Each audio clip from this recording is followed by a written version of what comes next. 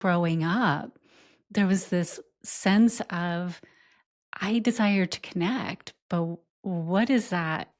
What does that mean? And if you grow up in a family where you feel connected, but you don't even know what that is, and maybe your parents grew up in the you are to be seen and not heard. And so there's Gosh. that disconnection of Mm. we're connected, but we're not connected. And that gets passed down generationally, generation to generation. And so you feel this connection, but there's also a disconnection. It gets very confusing. And then there's nothing to refer back to for what is it supposed to look like. So now we're incredibly confused because there's no north, there's no way to know. And that's what I'm finding very profound as I'm listening to your very soothing voice Aw.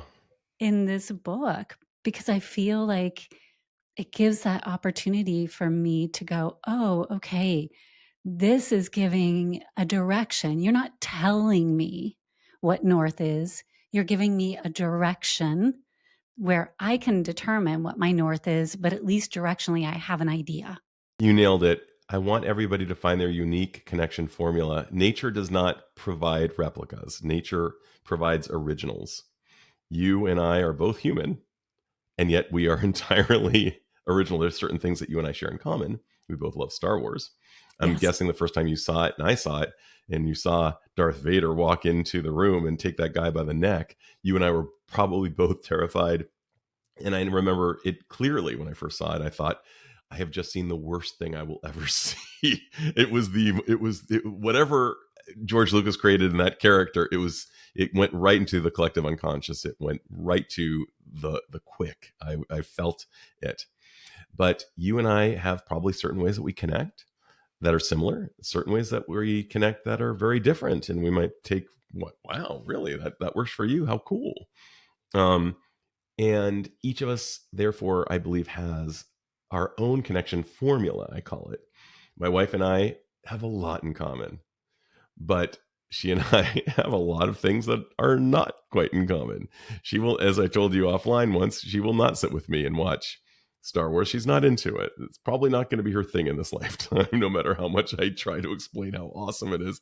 It probably is going over deaf ears, and I should just shut up and stop trying to sell her on it. I think I pretty much have. But uh, so what we want in this dash between our birth date and our death date is to feel as connected as possible. We know what it feels like not to feel connected, when we feel lonely, when we go into a room where we know no one, or when we've flown into a long, far distant city.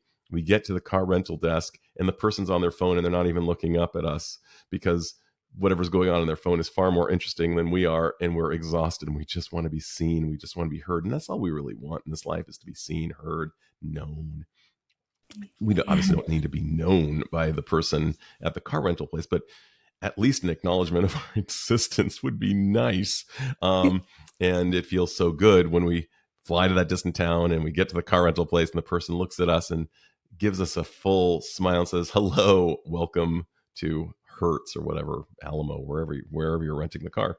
The felt difference is so different, and the felt experience is so different, and that's because of our desire to connect.